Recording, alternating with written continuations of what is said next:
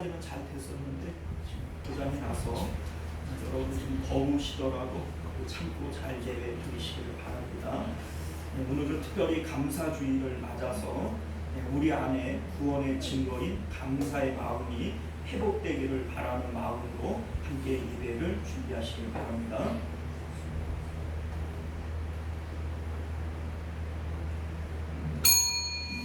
우리 지금으로부터 7월 5일 맥주 감사주일 예배 우리 하나님 앞에 드리도록 하겠습니다. 우리 다 같이 묵도하시겠습니다.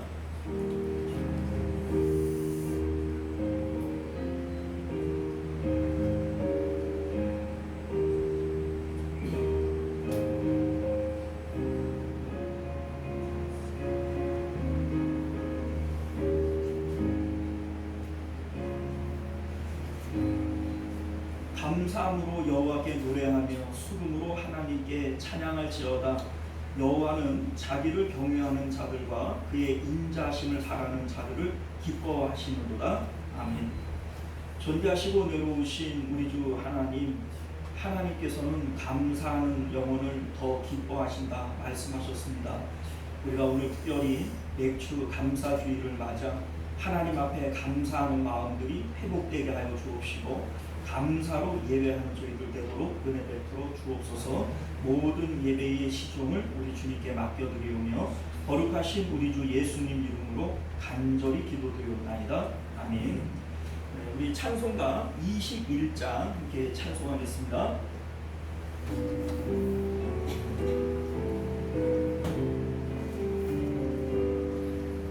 다 찬양하여라 전능왕 창조의 주님, 내어라 주 찬양 평강과 구원의 주님, 성도들아 주 앞에 이제 나와 즐겁게 찬양하여라. 다 찬양하여라 놀라운 만유의 주께.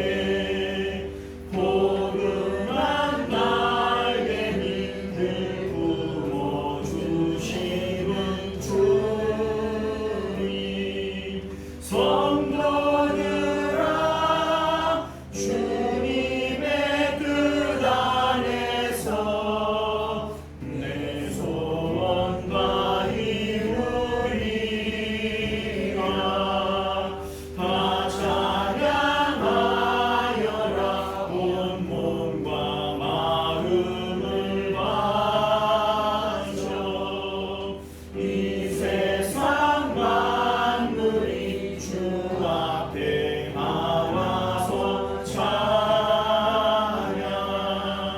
성도들아 기쁘게 소리 높여 영원히 찬양하여라.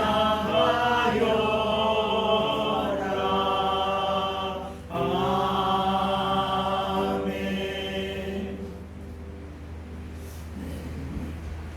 시간은 우리 함께 한 주간의 삶을 되돌아보면서 참회의 기도 하나님 앞에 드리도록 하겠습니다. 우리 다 같이 기도합니다.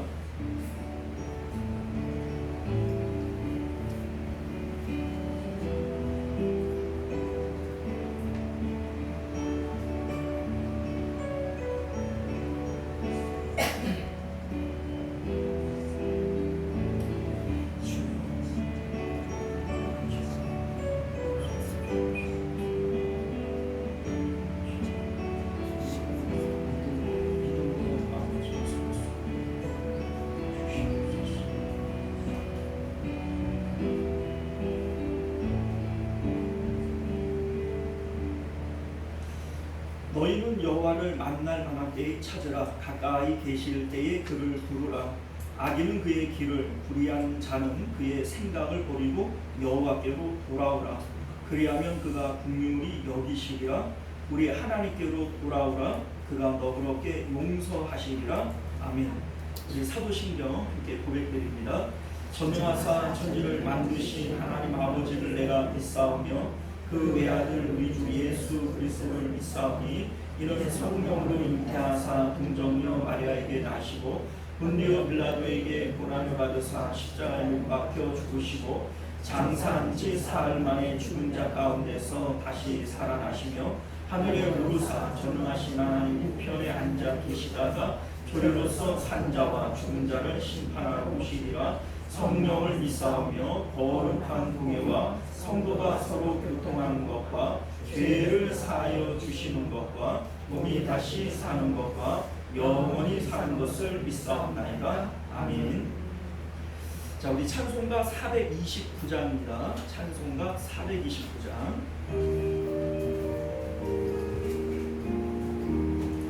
세상 모든 풍파를 얻는 내가 약한 마음 낙심하게 될 때에 내려주신 주의 복을 새겨라. 주의 크신 복을 내가 알리라. 받은 복을 세어보아라. 크신 복을 내가 알리라. 받은 복을 세어보아라. 주의 크신 복을 내가 알리라. 세상 근심 걱정 너를 누르고 십자가를 등에 지고 나갈 때 주가 내게 주신 복을 세어라. 두려움 없이 항상 찬송하리라. 받은 복을 세어보아라. 크신 복을 내가 알리라. 받은 복을 세어보아라. 주의 크신 복을 내가 알리라. 세상 권세 너의 앞길 막을 때 주만 믿고 방심하지 말아라. 천사들이 너를 보호하리니 염려 없이 앞만 보고 나가라. 받은 복을 세어보아라. 크신 복을 내가 알리라. 받은 복을 세어보아라. 주의 크신 복을 내가 알리라. 할렐루야. 이 시간 우리를 대표해서 홍은철 장로님 기도하시겠습니다.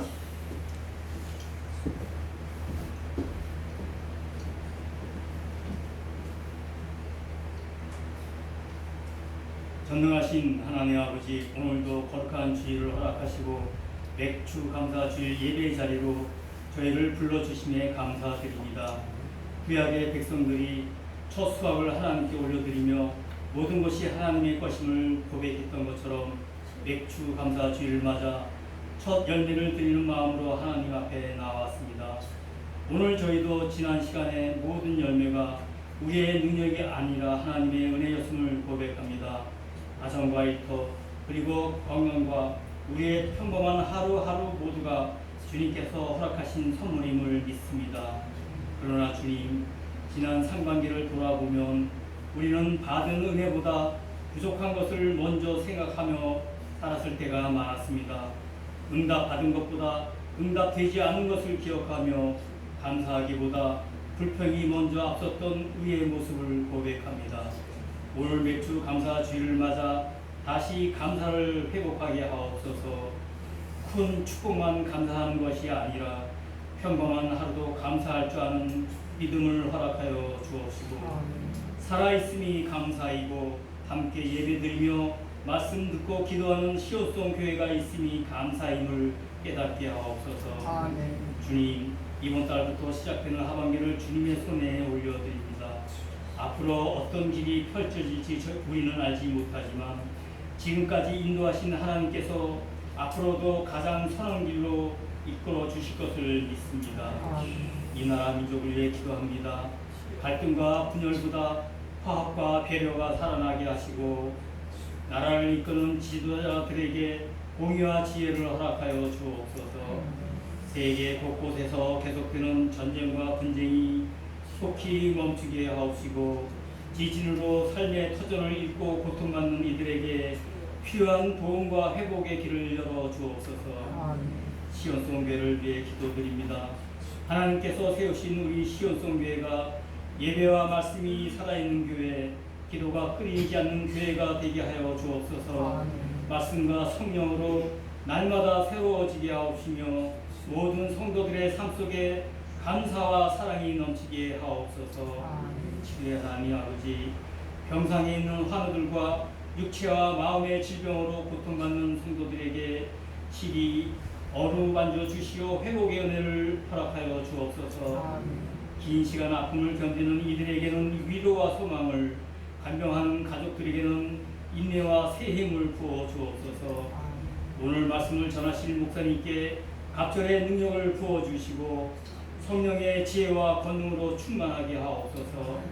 선포되는 말씀마다 저희의 영혼을 깨우고 주님께로 더욱 가까이 나아가는 생명의 양식이 되게 하옵소서. 사랑의 하나님, 새로운 달 7월을 시작하며 하반기의 삶을 주님 손에 맡깁니다. 한여름의 뜨거운 열기 속에서도 기도와 순종으로 주님의 뜻을 먼저 구하는 지혜롭고 경건한 성도의 삶을 살아가게 하옵시길 원하며 이 모든 말씀 우리를 구원하신 예수 그리스도의 이름으로 간절히 기도드리옵나이다.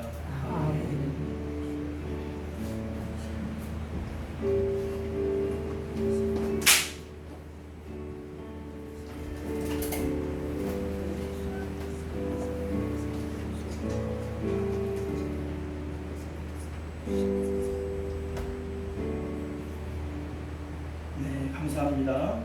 자, 우리 찬송가 211장 1절 찬양 드리시면서 드려진 예물 하나님 앞에 봉헌하겠습니다.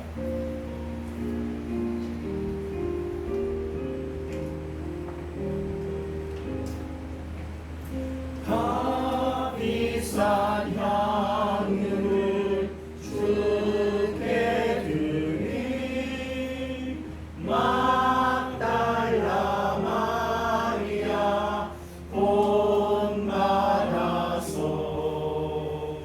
향미로운 산재물 주님께 바치니 사랑의 주 내 주님께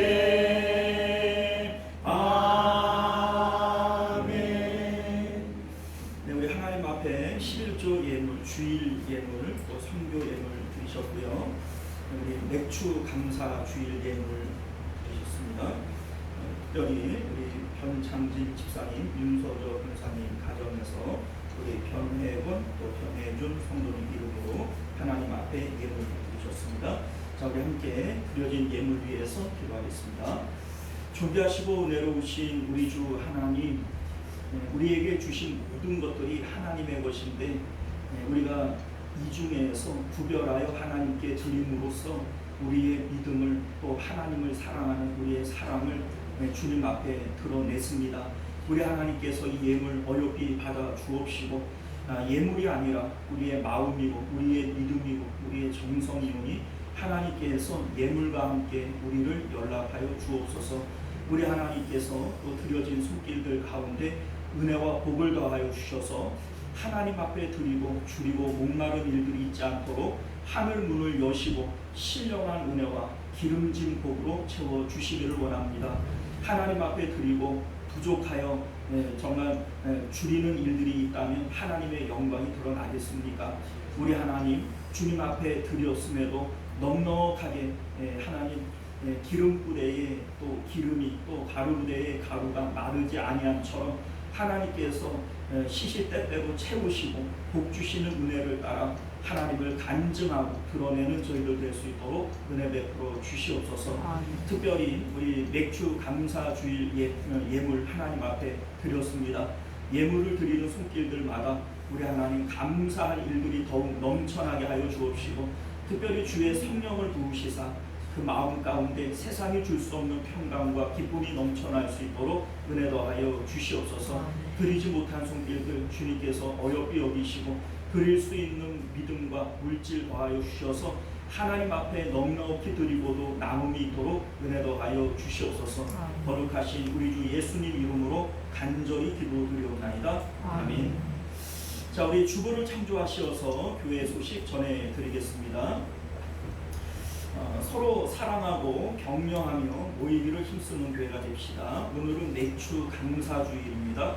하나님의 은혜를 기억하며 더 감사하시기를 바라겠고요.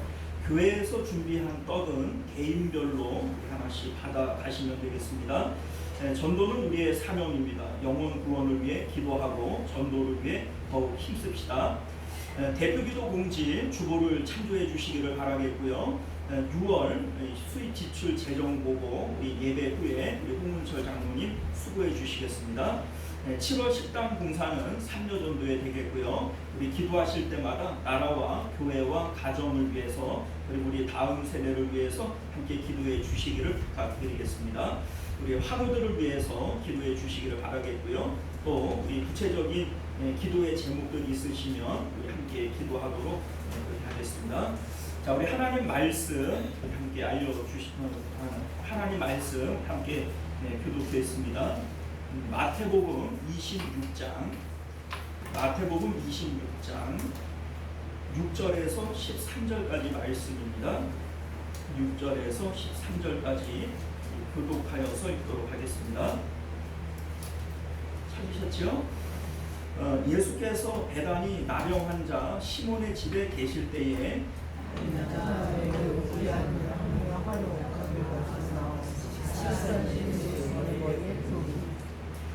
제자들이 보고 분개하여 이르되 무슨 의도로 이것을 허비하느냐?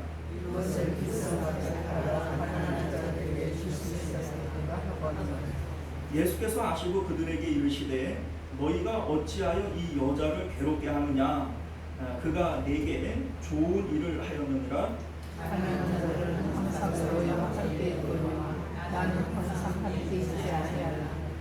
이 여자가 내 몸에 이 향유를 부은 것은 내 장례를 위하여 함이니라. 온 천하에 어디서든지 이 복음이 전파되어지는 곳에는 이 여자가 행한 일도 말하여 그를 기억하리라 하시니라. 아멘. 자, 우리 함께 기도하겠습니다. 은혜로우시고 자비로우신 우리 주 하나님, 우리가 오늘도 주님의 진리의 말씀을 통해서 참 구원의 길을 발견하게 하여 주옵시고 또 이 길을 따라 구원이 완성되어지는 그 길까지 우리가 십자가 지고 주님 따라가는 저희들 될 수 있도록 은혜 베풀어 주시옵소서. 거룩하신 우리 주 예수님 이름으로 간절히 기도드리옵나이다. 아멘. 자, 오늘 우리는요 맥주 감사주의를 맞아서 함께 읽은 본문의 말씀을 중심으로 감사로 드러나는 구원의 증거라고 하는 제목으로 하나님 말씀 나누도록 하겠습니다. 감사로 드러나는 구원의 증거. 우리가 오늘 지키고 있는 맥주 감사주일은요 이스라엘의 3대 절기가 있죠. 유월절, 맥주절, 장막절. 이 3대 그 절기의 전승을 따라서 우리가 지키는 겁니다. 자, 그런데 이 절기는 기쁨과 감사라고 하는 이 모토로 이제 의미를 담고 있습니다. 소위 유월절이라고 하는 것은요 우리나라의 광복절하고 비슷한 거예요. 우리 광복절 뭔 줄 아시죠? 이스라엘 백성들이 애굽의 종살이를 하다가 이제 출애굽을 해서 나오는 이날을 기념하는 것이 유월절이고요. 맥주절과 이 수장절, 뭐 이제 우리 이제 추수감사절 이렇게 하지 않습니까? 자, 이것은 추수와 관련되어져서 지키는 절기가 되어집니다. 자, 그런데요, 우리는 이 여기서 이제 뭐 광복을 기뻐한다, 추수를 기뻐한다가 아니에요, 여러분들. 왜냐하면 이 이스라엘의 3대 절기는 이스라엘의 7대 절기 가운데 이 3개를 뽑은 겁니다. 자, 다시 말해서 6월절이 있고 오순절 사이에 무교절과 초실절이 있죠. 자, 그리고 장막절, 이 수장절 전에 나팔절과 대속제일이 있어요. 자, 그러니까 이 3대 절기는 7대 절기 가운데 이 3개를 뽑은 것이지 이 3개를 기념하라는 게 아닙니다. 다시 말해서 이 7대 절기는 구원과 관련되어져서 너희가 감사해라 이렇게 얘기를 하는 것인데, 우리가 이제 구원과 관련되어져서 기뻐하라 이렇게 얘기를 해도 사실은 기쁨도 없고 이 구원의 기쁨과 감격이 오래 남아있지는 않잖아요. 뭐 이를테면 우리 광복절을 생각을 해볼까요? 광복절, 아마 광복을 처음 맞은 사람들은 아마 그냥 거리로 뛰어나와가지고 막 만세를 외치면서 눈물과 감격으로 이 광복을 맞았을 겁니다. 그런데 여러분들 광복절 맞을 때 그렇게 맞이해요? 요새 우리 광복절을 요새 맞으면 오늘 빨간 글씨네, 언제 빨간 글씨야? 이러면서 우리가 광복을 기다리지. 뭐 그때처럼 그 광복의 기쁨, 감격 이런 게 없단 말이에요. 자, 그런데 구원에 대한 것도 역시 마찬가지예요. 하나님께서 우리에게 구원의 감격과 기쁨이 있어야 된다 이렇게 얘기를 하지만 실질적으로 이 감격과 기쁨이 사그라들고 없어지는 게 사실이지 않습니까? 그래서 하나님께서는 우리에게 추수라고 하는, 우리가 육체적으로 기쁘죠? 그 기쁨이 우리에게 직접적으로 마음에 와 닿는 그러한 추수와 관련되어져서 맥추절 지켜라, 수장절 지켜라 이렇게 말씀하고 있는 것인 줄 믿으시기를 바라요. 자, 그러니까 엄밀히 얘기를 해서 맥추절, 수장절, 우리 이제 장막절 이렇게 얘기를 하면 추수를 마치고 나서 우리가 이 추수로 인해서 기뻐하는 것이다 아닙니다. 잘못된 거예요. 우리가 반년 동안 하나님이 지켜주신 것에 대한 감사다 이렇게도 얘기를 하지만 엄밀히 얘기를 하면 육체적으로 광복을 맞았기 때문에 기쁜 것도 아니고 또 무슨 추수를 했기 때문에 기쁜 것도 아니에요. 이 절기는 하나님께서 구원을 기억하면서 기뻐해야 된다 이렇게 말씀하고 있는 것임을 믿으실 수 있기를 바랍니다. 우리 이제 잘 안 보이실 수 있는데요. 여기에 보면은 6월절, 맥추절, 수장절 이렇게 6개월 동안 요 6개월 안에 이게 다 끝나요. 다 끝나는데 6월절 이 절기들마다 의미하는 바가 있어요. 6월절은 예수님의 십자가를 의미하는 것이고요. 무교절은 예수님의 장사되심을 의미하면서 성도의 성교를 의미하는 겁니다. 그리고 초실절은 예수님의 부활을 의미하는 것으로서 실질적으로 예수님께서 이 초실절에 부활하신 거예요. 부활의 첫 열매가 되신 것이죠. 자, 우순절은 여러분들 아시다시피 성령이 임하신 날. 그래서 우리가 맥추절의 다른 이름은 우순절입니다. 자, 그리고 이렇게 우리 6월절부터 우순절까지는 예수님의 초림과 관련이 되어진 거예요. 초림. 그리고 나팔절은 이제 예수님께서 십자가에서 죽으셨기 때문에 세상의 심판이 선고가 되어진 겁니다. 그것을 알리는 것이 나팔절이고, 대속제일은 예수님께서 재림하실 때 이제 선악간에 심판하실 것이죠. 이 대속제일을 의미하는 거예요. 그리고 우리가 장막절은 하나님의 나라 천국에 들어가는 것을 의미하는 겁니다. 자, 그러니까 이스라엘의 이 7대 절기가 의미하는 게 뭐예요? 우리가 구원받고 또 오순절에 성령 받고 구원의 길 가다가 우리가 마지막에 하나님 나라 들어가는 거, 이게 바로 7대 절기 가운데 숨겨져 있는 상징적 의미가 되어지고요.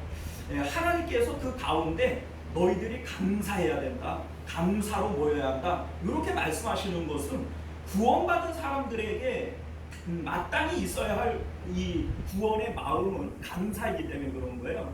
자, 그런데 실질적으로 우리가 감사하는 마음이 자꾸 없어진단 말이에요. 그래서 하나님께서 이 추수와 관련되어져서 이날을, 이 감사주의를 지정하시고 이날에는 우리의 감사의 마음을 점검하라는 거예요. 그래서 이 감사의 마음이 우리에게 없다면 구원받은 사람들이 마땅히 가져야 할 감사가 없어요. 우리가 구원에서 지금 떨어져 나온 겁니다. 구원의 상태가 아니라는 얘기예요. 그래서 이 구원의 상태를 회복하기 위해서 이 감사주의를 주신 겁니다. 자, 우리가 오늘날 이렇게 보면 대한민국의 농업 인구가 3.8%밖에 안 된대요.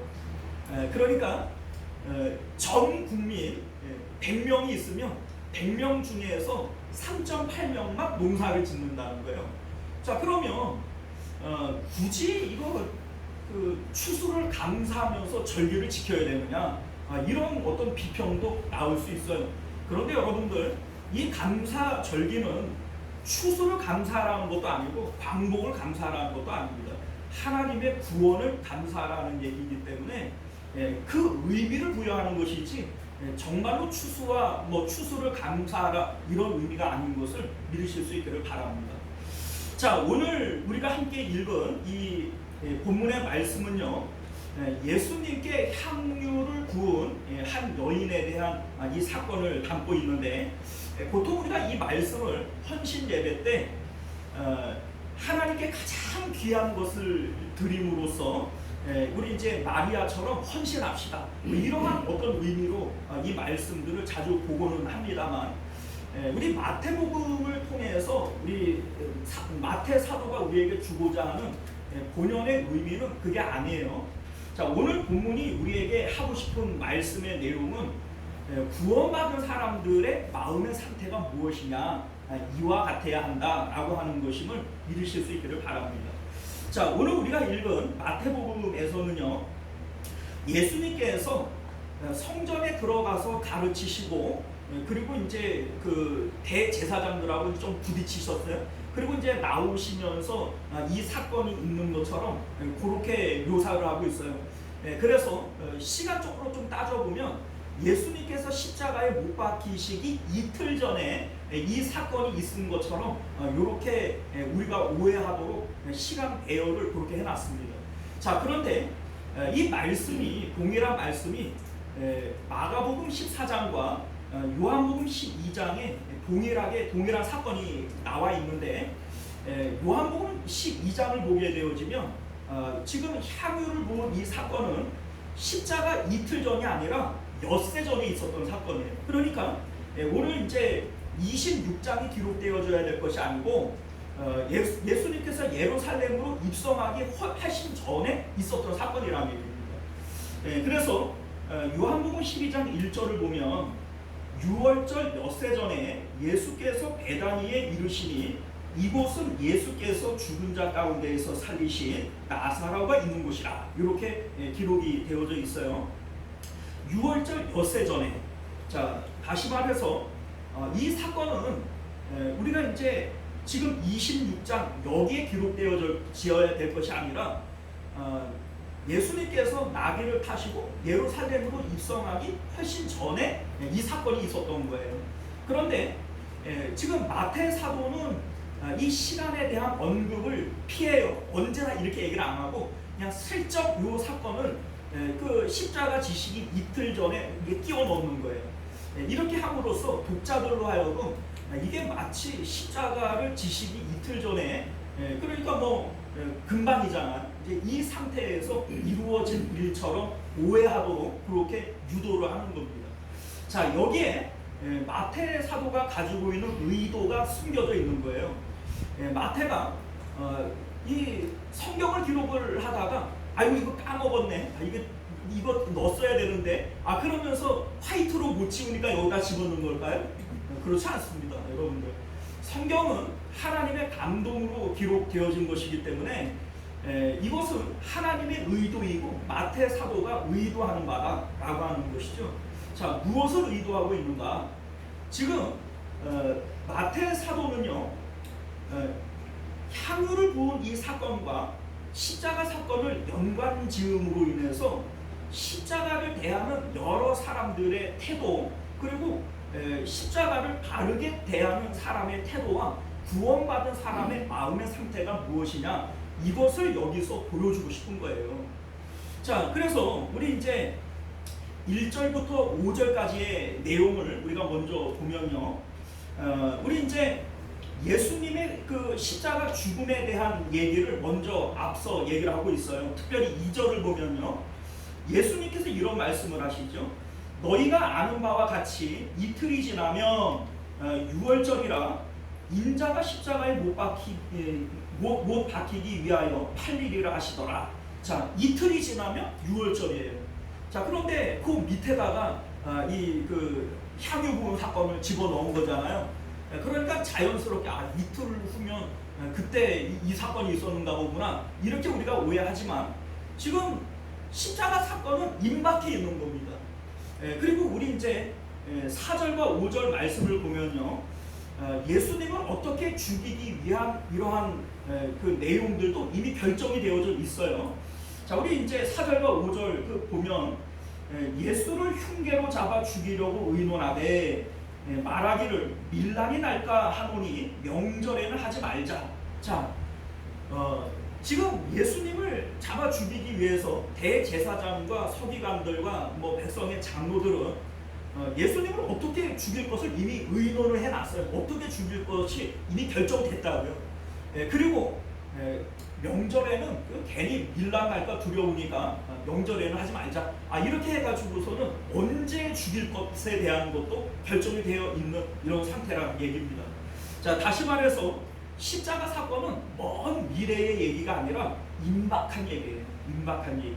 자, 이 임박한 상황 가운데에서 향유를 부은 여인의 사건을 얘기함으로써 지금 이 사건이 십자가를 통한 구원에 대해서 어떻게 이제 예수님의 십자가를 받아들이는가, 이제 여러 부류의 사람들과 이 또 예수님의 십자가를 어떻게 받아들이는 요 구원의 상태가 무엇인지를 여인을 통해서 우리에게 보여주려고 그러는 겁니다. 자, 예를 들자면 우리 이제 3절과 4절을 보게 되어지면 우리 이제 그 종교 지도자들이 나와요. 이들은 예수님에게 대해서 적대적인 마음의 상태를 가지고 있어요. 자, 우리가 알다시피 대제사장이나 서기관이나 뭐 이런 사람들은요, 성경에 대해서 박사들입니다. 성경을 모르는 게 아니에요. 여러분들도 아시다시피 동방 박사들이 헤롯에게로 가서 이제 유대인의 왕을 찾으러 왔다 이런 얘기를 하니까 헤롯이 그 이제 성경학자들을 불러요. 불러가지고 이 메시아가 어디서 태어나겠느냐 딱 이렇게 물으니까 성경학자들이 뭐라고 그래요? 율법사들이 유대 땅 베들레헴입니다 이런 얘기를 해요. 자, 그러니까 유대 땅 베들레헴에서 메시아가 태어날 것에 대해서 이들은 알고 있다는 거예요. 잘 알고 있죠. 성경에 대해서, 메시아에 대해서 잘 알고 있어요. 그러니까 이들은 예수님을 믿으려고 마음만 먹었으면 얼마든지 믿을 수 있는 사람들이에요. 그런데 동방박사들은 찾아갔지만 이들은 유대 땅 베들레헴입니다 이렇게 말만 했지 찾아가요? 안 찾아가요? 안 찾아가요. 그리고 오히려 지금 여기서 예수님을 잡아 죽이기 위해서 모의를 하고 작당을 하는 이런 모습을 우리가 보게 된다는 겁니다. 자, 오늘날 우리 마찬가지예요. 우리 이제 주변에 보게 되어지면 안티 크리스찬들이 있어요. 뭐 인터넷이나 뭐 유튜브나 이런 데서 보면은 기독교를 막 비판을 하고 그 교회는 뭐 이게 나쁘고 뭐 헌금하는 것도 목사 배불리려고 하는 거고 막 이런 막 욕을 하는 사람들 있잖아요. 그렇죠? 그런데 여러분들 그 사람들이 하는 얘기를 잘 들어봐요. 이 사람들이 성경을 모를까요? 모르면은 교회를 비판을 못해요. 그러니까 잘하는 사람들이에요. 뭐 소위 얘기를 하잖아요. 우리 아버지가 목사인데 이러면서 뭐 우리 형이 목사인데 뭐 이러면서 우리 집안에도 뭐 누구도 있고 누구도 있고 이런 얘기를 하면서 막 교회를 비판하는 안티 크리스찬들. 그런데 여러분들 복음을 이 사람들은 들었고 알아요. 복음을 알지만 예수 그리스도를 통해서 구원의 길을 가는 것이 아니라 오히려 예수님을 적대하는 이러한 부류의 사람들이 있다는 겁니다. 이거는 성경에만 나오는 게 아니라 오늘날도 이러한 부류의 사람들이 있음을 믿으실 수 있기를 바랍니다. 또한 우리 14절 이하를 보게 되어지면 가룟 유다가 나오죠. 복음을 팔아먹는 사람이에요. 자, 소위 처음부터 이 사람들은 진실한 마음으로 구원을 받는 사람들이 아니에요. 소위 뭐 오늘날도 그렇잖아요. 교회에 나오는데 이 그 복음을 자기 육체의 이득을 위해서 나오는 사람들이 있어요. 예수님 믿으면 복 받는데 사업이 잘 되고 건강하고 그리고 우리가 사업을 하려고 그러면 이왕이면 큰 교회를 찾아가야지. 그 정치를 하는 사람들도 유권자가 많은 큰 교회를 찾아가야지. 뭐 이러면서 이 복음이라고 하는 것을 육체의 이득을 위해서 따라다니는 거예요. 이 사람들은 결과적으로 예수님을 떠나게 되어져 있습니다. 이 복음을 대하는 올바른 태도가 아니라는 겁니다. 자, 예를 들어 볼까요? 여러분들이 몸이 아파요. 약을 먹습니다. 자, 그러면 이 약은 소중해요? 안 소중해요? 약은 소중해요. 그런데 이 약을 여러분들이 사랑할까요? 아니요. 여러분들은 이 약을 어떤 마음으로 대하는 거냐면 내가 반드시 이 병이 나음으로써 이 약을 끊어버리리라, 이런 마음으로 약을 대하는 거예요. 소중한 약이고 내가 비싼 돈 주고 사는 약이지만 이 약은 언젠가는 끊어버릴 거예요. 자, 마찬가지예요. 우리가 이 육체의 정욕을 위해서, 내 몸을 위해서 예수님을 믿는다면 내가 이 몸을 잃어버리는 날에는 예수님은 끊어버리는 거예요. 이건 필요가 없어져 버리는 겁니다. 그러니까 여러분들이 육체를 위해서 예수님을 믿는다. 내가 뭐 복을 받기 위해서, 우리 자녀들 잘 되고 사업 잘 되고 건강하고 내 그 일이 잘 이루어지고, 그러면 여러분들 그러한 사람들은 약을 끊어야 되는 것처럼 우리의 육체가 없어져 버리면 더 이상 예수님이 필요해요, 안 필요해요? 그 사람들은 예수님이 안 필요한 거예요. 그러니까 처음부터 복음의 첫 단추를 잘못 낀 거예요. 자, 여기에 가룟 유다가 예수님을 왜 팔아먹죠? 그는 처음부터 예수님을 정치적인 메시아로 받아들였고 자기가 출세할 수 있는 그러한 길로 예수님을 받아들였어요. 그러니까 그러한 목적에서 예수님이 쓰여지지 않는다라고 하는 것을 깨닫게 되어졌을 때에는 과감하게 예수님을 버려버리는 거예요. 이게 바로 복음을 대하는 잘못된 반응이다 라고 얘기를 하는 것이죠. 자, 그런데 그 가운데 있는 우리 이제 오늘 본문에 나오는 향유를 부은 이 여인의 모습, 이것이 바로 십자가 복음을 대하는 바른 태도다라고 하는 것을 믿으실 수 있기를 바랍니다. 자, 오늘 본문에는요 7절에 보면 한 여자가 이렇게 되어져 있는데 익명으로 이 향유 부은 사건의 이 주인공이 익명으로 소개가 되어져요. 자, 그런데 요한복음에서는 죽었다가 살아난 나사로의 누이 동생 마리아다, 이렇게 우리에게 밝히고 있습니다. 요한복음 12장 3절을 보면 마리아는 지극히 비싼 향유 곧 순전한 나드 한 근을 가져다가 예수의 발에 붓고 자기 머리털로 그의 발을 닦으니 향유 냄새가 집안에 가득하더라, 이렇게 소개가 되어져 있어요. 자, 여러분들 이 마리아가 어떤 인물이에요? 여러분들도 잘 아시다시피 아버지와 같은 오라버니가 죽었어요. 그런데 우리 이제 예수님께서 요한복음 이제 11장을 보면 나사로가 병들었다라고 하는 이 소식을 들었음에도 불구하고 이틀을 더 유하십니다. 그리고 나사로가 완전히 죽어서 사흘이나 지내서 이제 그 무덤에다가 장사를 지내고 난 다음에야 도착을 하시는 거예요. 그래, 이 마리아가 예수님에게 뭐라고 원망을 하냐면 예수께서 이곳에 계셨더라면 오라버니가 죽지 않았을 것입니다. 이렇게 얘기를 하면서 예수님을 향한 불만을 토로하는 거예요. 자, 그런데 예수님께서는 이러한 상황들을 의도하신 것이겠죠. 왜냐하면 일부러 이틀을 더 유하셨으니까. 자, 그러면서 예수님께서 무덤 안에 있는 나사로를 불러 다시 살려주심으로써 부활에 대한 증거를 삼아주신 거예요. 자, 그렇게 함으로써 이제 이 마리아는 예수님의 말씀을 온전히 믿게 되어집니다. 예수님이 뭐라고 말씀하셨어요? 나는 부활이요 생명이니 나를 믿는 자는 죽어도 살겠고 무릇 살아서 나를 믿는 자는 영원히 죽지 아니하리라. 자, 이 말씀은 예수님께서 여러 번 하신 얘기예요. 뭐 여기서만 뭐 특별히 하신 얘기가 아니라 이와 비슷한 말씀을 누누이 해오셨잖아요. 내가 십자가에서 죽을 것이고, 그리고 너희들도 자기 십자가 지고 나를 따라와야 될 것이고, 나를 따라오는 자는 아버지 집에 거할 것이고, 뭐 이런 얘기들 뭐 예수님께서 온 거 이때 처음 하신 게 아니잖아요. 그런데 지금까지 마리아는 예수님의 말씀을 머리로는 이해를 했고 입으로는 믿는다고 고백을 했지만 실제적으로 마음으로는 이거를 받아들이지를 못하고 있었던 거예요. 그 사건이 바로 나사로가 죽었을 때 이 마리아가 예수님을 향한 원망에서 드러나게 되어지는 거죠. 정말로 예수님의 부활을 믿는다면 사람의 죽음은 절망이 아니에요. 하나님 나라 들어갈 수 있는 소망인 것을 믿으실 수 있기를 바랍니다.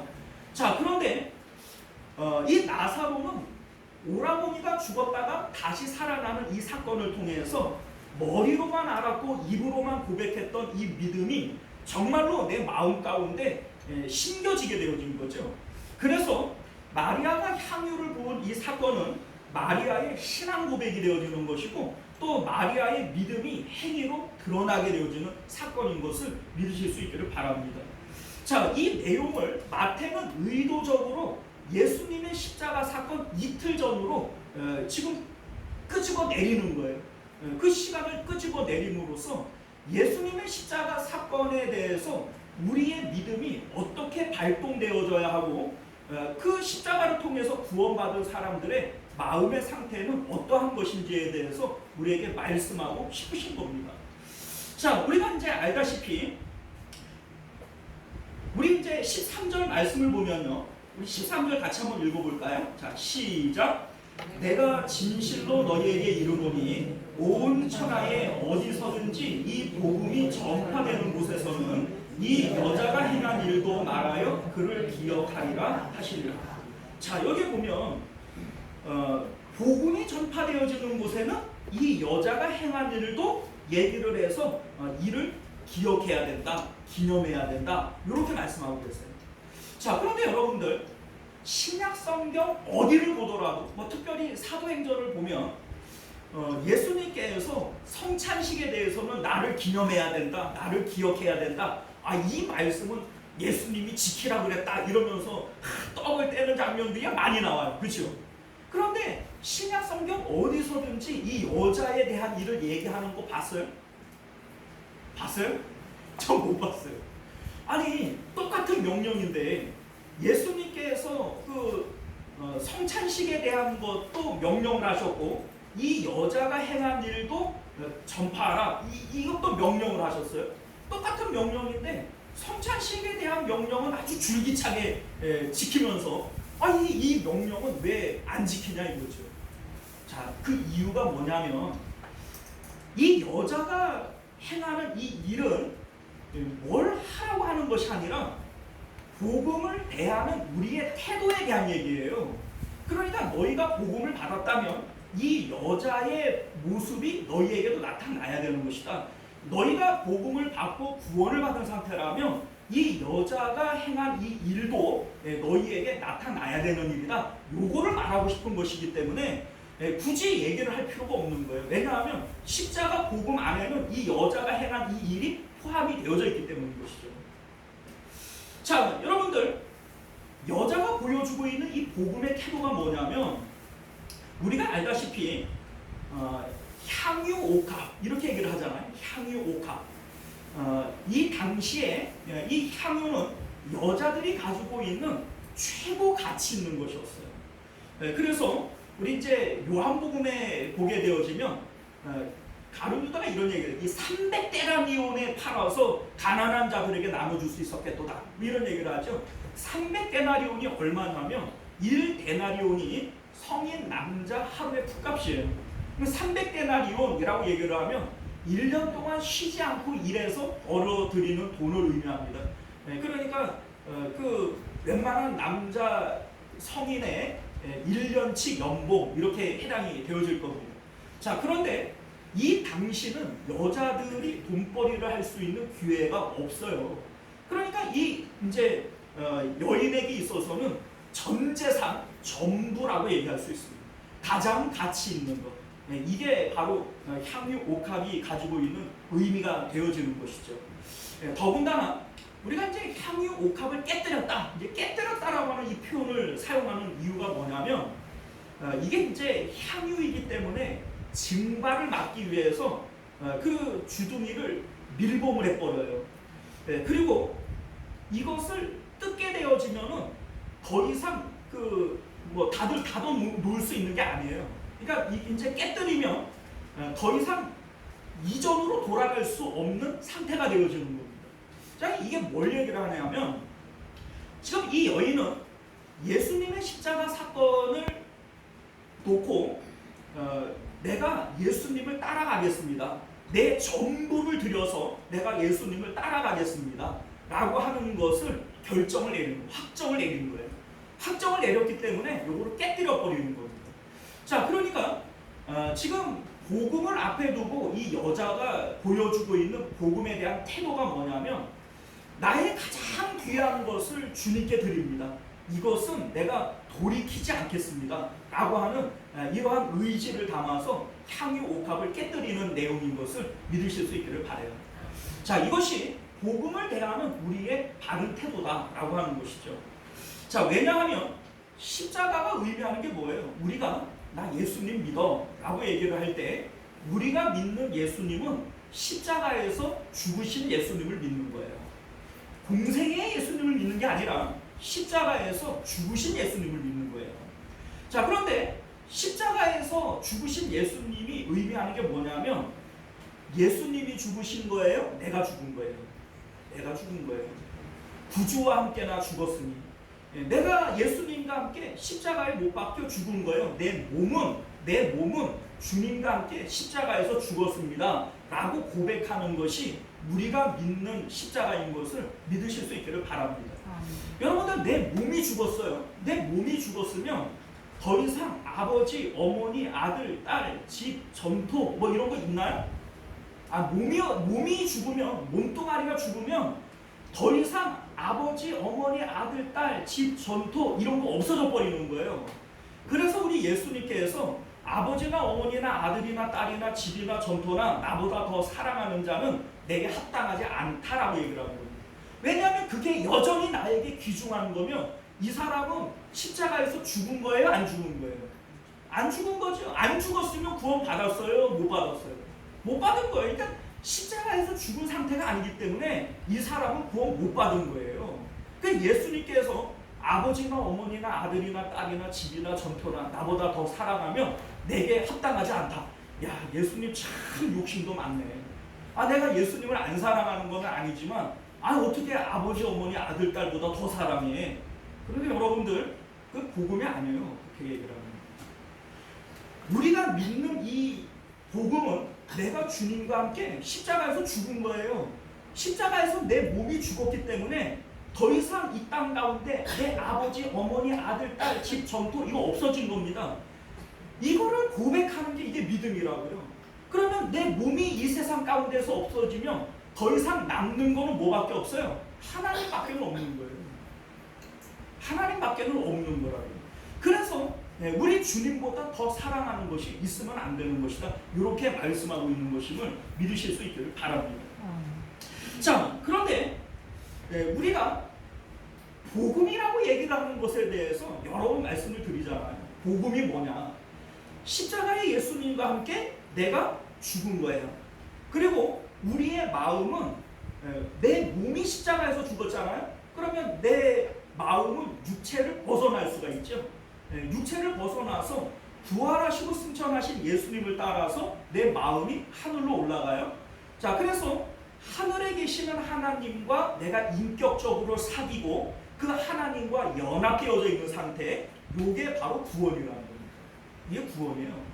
그러니까 실질적으로 내 마음이 십자가를 통해서 이 육체와 세상을 떠나서 마음이 하늘로 올라가지를 않으면 구원이에요? 안 구원이에요? 그러니까 안 구원이에요. 아니, 하나님을 인격적으로 만나지도 못했는데 무슨 얼어 죽을 구원이냐고. 하나님이 구원이신데 하나님을 못 만났어요. 구원이겠어요? 안 구원이겠어요? 그냥 여러분들, 구원을 착각하지 마세요. 구원은 예수님이 나를 위해서 십자가에서 죽으셨대. 그래서 나는 죄사함 받았고 하나님의 자녀 되었지. 그래서 나는 나중에 죽을 때에는 천국 가. 아니라고요. 그거 아니라고요. 우리 마음이 하나님께 올라가서 하나님과 연합해야 된다고요. 요한 1서에서는 이것을 하나님과의 사귐이다. 사귐이라고 얘기를 한다고요. 이 상태가 바로 구원의 상태라는 거예요. 우리가 예전에 그런 말씀 드렸잖아요. 십자가 죄사함이에요. 구약 시대의 성전의 제사함이에요. 그런데 이 죄사함 자체에 목적이 있는 게 아니라고 그랬잖아요. 죄사함은 무엇 때문에 받는 거죠? 성전에 계시는 하나님 만나라고. 그런데 이스라엘 백성들이 제사만 드리고 나 할 일 다 했어. 난 제사 드렸어. 그래서 집으로 가버렸어요. 하나님께서 뭐라고 말씀하세요? 내 마당만 받는 것이다. 누가 그런 제사 드리라고 했냐? 너희가 드리는 이 절기와 절삭과 월삭과 이런 성회로 모이는 거 내가 꼴보기 싫어 죽겠다. 이런 얘기를 하시지 않습니까?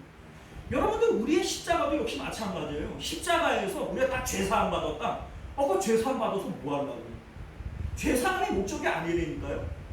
죄사함을 통해서 우리의 마음은 육체를 벗어나고 세상을 떠나서 하늘에 계시는 하나님께로 올라가서 하나님과 사귀는 거예요. 하나님과 연합하는 거라고요. 이게 구원의 상태란 말이죠. 자, 이렇게 되어질 때 하나님께서 내 마음이 하늘로 올라가는 것에 대한 증거로서 우리에게 주시는 것이 성령님이십니다. 자, 우리 마음, 내 육체에서 내 마음은 육체를 떠나서 어디로 올라갔어요?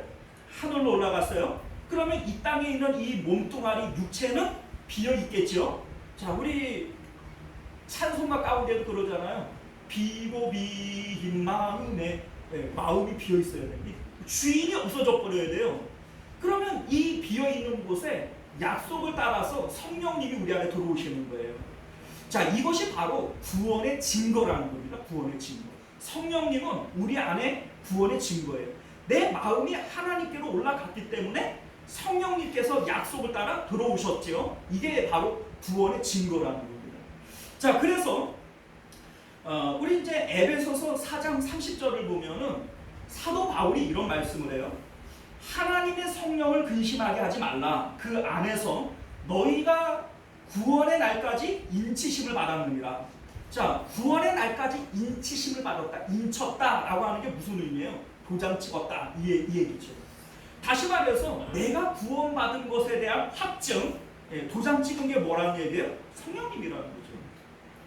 자, 여러분들 성령님이 내 안에 들어오실 때 나타나는 특징이 뭐예요? 반응이 있잖아요. 성령님이 내 안에 들어오신 반응, 그게 뭐죠? 기쁨과 만족이에요.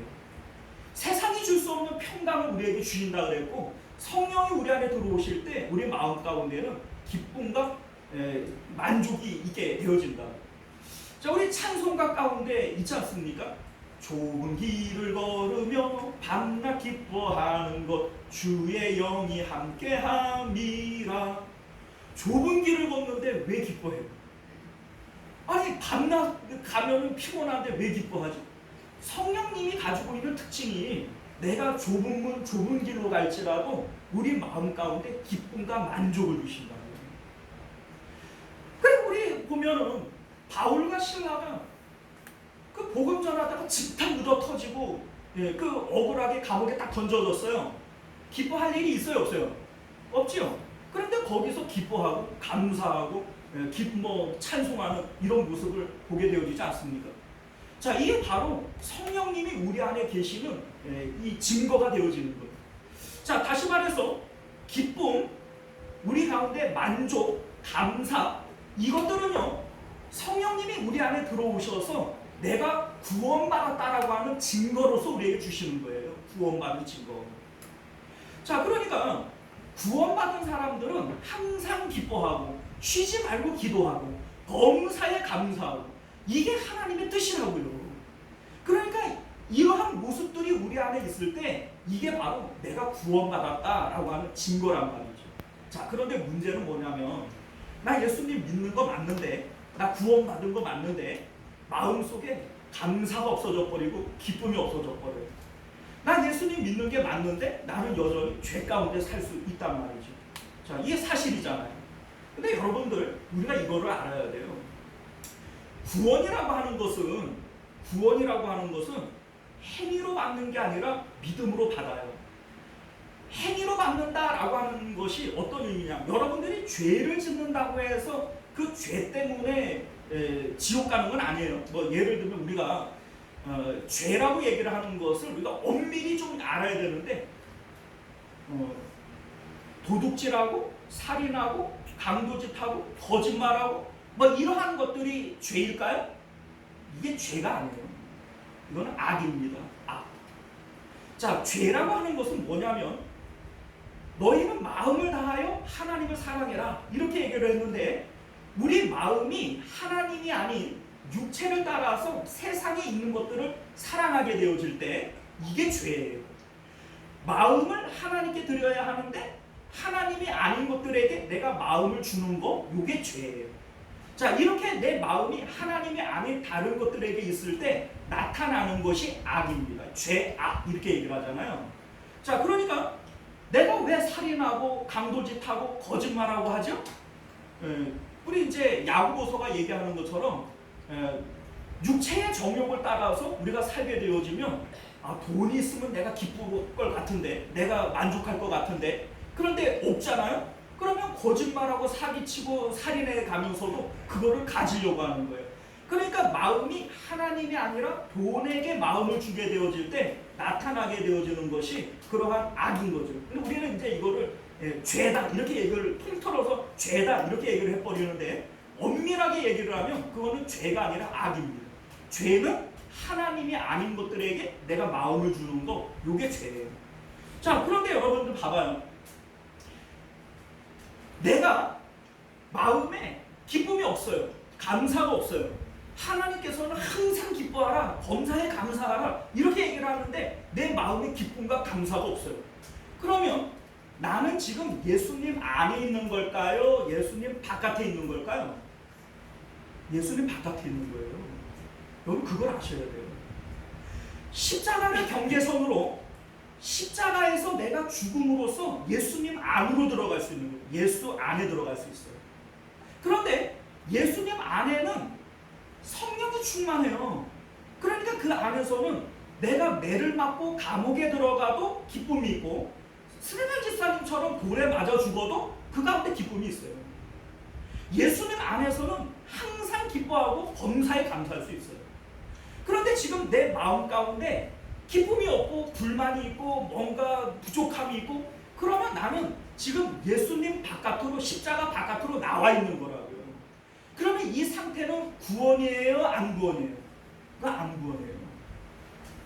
여러분들, 요거를 우리가 조금 더 좀 심화해서 얘기를 해볼까요? 구원은 지금 내 마음의 위치가 어디에 있느냐에 따라서 구원이고 안 구원입니다. 예를 들어볼게요. 어떤 장로님이 있다고 칩시다. 교회를 한 10개쯤 지었고, 교회 안에서 아주 기둥과 같이 사용되어진 이러한 장로님이에요. 그런데 말년에 아주 고통스러운 질병에 걸려서 그 병원에 한 몇 달 입원을 했어요. 너무 몸이 고통스럽고 아프니까는 마음에서 믿음을 다 잃어버린 거예요. 그래서 하나님을 막 원망하고, 하나님이 살아계시다면 나를 이렇게 아프게 할 수 있냐고 막 이러한 원망이 생겨요. 그러다가 이제 목사님이 병원의 신방에서 예배합시다 이랬더니, 이 장로님이 하나님이 있긴 뭐가 있냐고, 하나님이 있는데 나를 이렇게 아프게 하냐고, 그러면서 성경책을 팍팍 짚고 그냥 돌아 누웠는데 그때 죽어버렸어요. 그러면 이 장로님은 천국 갈까요? 지옥 갈까요? 정말 지옥 맞아요? 왜요? 이 장로님은 죽어 있을 때 예수님 안에 있는 것이 아니라 예수님 바깥에 있었기 때문에. 반면에 한평강도라고 하는 사람 우리가 알잖아요. 한평강도가 죽기 직전에 예수님을 믿었어요. 방금 전까지 예수님을 같이 비방을 하다가 갑자기 눈이 해가닥해가지고, 예수님 당신의 나라에 이를 때 나를 좀 기억해 주십시오. 이 사람 천국 갔을까요? 지옥 갔을까요? 천국 갔죠? 자, 그러니까 여러분들, 우리의 믿음이란 위치가 어디 있느냐예요. 하늘에 계신 하나님과 내 마음이 연합되어져 있는 상태가 구원이고, 내 마음이 하나님이 아닌 세상 가운데, 내 육체 가운데 있으면 이게 구원이 아니라고요. 그런데 나도 모르게 우리는 자꾸 십자가 바깥으로 튕겨져 나온다고.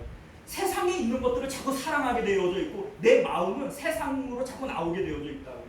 그래서 우리 예수님께서 너희는 날마다 자기를 부인하고 자기 십자가 지고 나를 따라와야 된다, 이렇게 말씀하시는 거예요.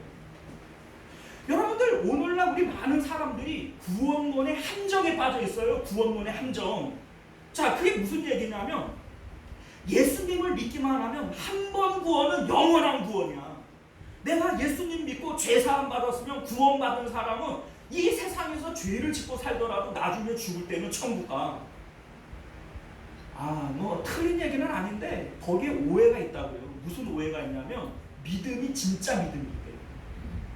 여러분들, 믿음이라고 하는 것은 하늘에 하나님이 있음과 하나님의 조음을 믿는 거예요. 그래서 내 마음이 십자가를 통해서 날마다 하나님께로 올라가야 되는데, 마음은 어디로 돼? 육체가 약해요. 오라 나는 곤고한 사람이로다. 이 사망의 몸에서 누가 나를 건져내려? 몸을 가지고 있기 때문에 나도 모르게 자꾸 마음이 세상에 갖다 붙어버리는 거예요. 그런데 이 상태에서는 죄를 짓죠. 그러나 내 믿음이 정말로 십자가를 통해서 하늘에 하나님이 계셔, 하나님이 좋은 분이야, 내 마음이 하나님께로 올라가야 돼. 이 믿음이 있는 사람들이 잠시 세상에 마음이 붙어 있으면서 짓는 이 죄는 지옥 가는 죄가 아닌 거예요. 왜냐하면 그렇다고 해서 이 사람이 믿음이 없는 것이 아니니까. 이해가셨어요? 믿음으로 구원 얻는 거예요. 맞죠? 믿음으로 구원 얻어요. 그러나 이 믿음이라고 하는 것은 하늘에 하나님이 계시고 하나님의 좋으심을 믿는 거예요. 그래서 내 마음은 날마다 십자가를 통해서 하나님께로 올라가야 되는데, 이 몸에 속해져 있는 우리들이기 때문에 나도 모르게 자꾸 마음이 세상에 붙어요. 이럴 때마다 날마다 자기를 부인하고 자기 십자가를 지고 주님을 따라가는 사람들, 이게 믿는 거죠. 이 믿음이 있는 사람들이 비록 세상 가운데 죄가 있다고 할지라도 그 죄 때문에 지옥 가지는 않아요. 그런데 오늘날 많은 성도들이 성경 공부를 통해 가지고 예수님을 믿고 이 영지주의자들처럼 이 아는 것에 함정에 빠져요. 요거를 달달달달 외워가지고서는 예수님을 믿고 믿음으로 구원 얻는데, 믿는 사람들은 죄가 있어도 뭐 지옥 가지 않고 천국 가지, 그래 놓고서는 자기 마음을 그냥 세상에 붙여놓고 그래도 되는 것처럼, 그게 당연한 것처럼 그래 살아가 버리는 거예요. 그건 믿음이 아니에요. 착각입니다. 사랑하는 성도 여러분, 지금 내 마음 가운데 기쁨이 없어요. 감사가 없어요. 그러면 나는 예수님 바깥으로 나와 있는 거라고요. 십자가 바깥이란 말이죠. 십자가를 통해서 내가 죽었음을 고백하고 예수님 안으로 들어가면 거기는 항상 기쁨이 있고 모든 일에 감사가 있어요. 억울하게 매를 맞고 감옥에 들어가도 거기서 기쁨이 있고 감사가 있는 거고, 내가 돌에 맞고 죽는 한이 있어도 거기서도 기쁨이 있고 감사가 있는 거예요. 그런데 지금 내 마음에 기쁨이 없어요. 감사가 없어요. 그러면 나는 지금 구원에서 탈락되어지는 거예요. 구원 바깥으로 나와 있는 거예요. 그래서 감사라고 하는 것은 구원의 확증이에요. 구원의 증거가 되어지는 겁니다. 우리 오늘 하나님께서 우리에게 감사절을 주시고 지키라 명령하시는 것은 이 감사를 통해서 우리 자신을 돌아보라는 거예요. 그래서 내가 지금 하나님 안에 구원의 상태 안에 있는지를 점검하라고 주시는 것이고, 만약에 내가 감사를 잃어버렸다면 다시 구원의 상태가 회복되어지기를 위해서 십자가를 지라는 겁니다. 이것이 바로 감사절을 우리에게 주신 의미인 것을 믿으실 수 있기를 바랍니다. 기도하겠습니다.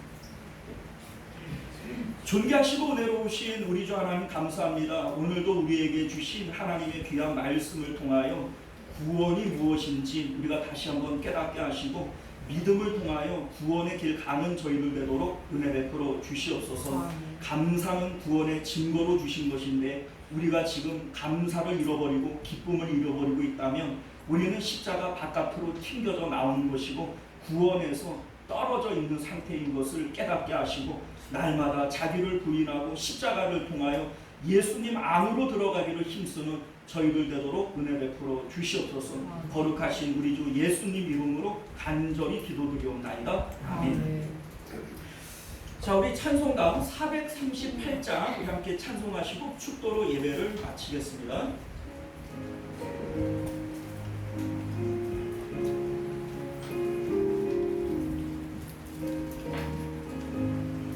내 영혼이 은총이가 중앙해진 법권이 슬픔 많은 이 세상도 천국으로 하도다.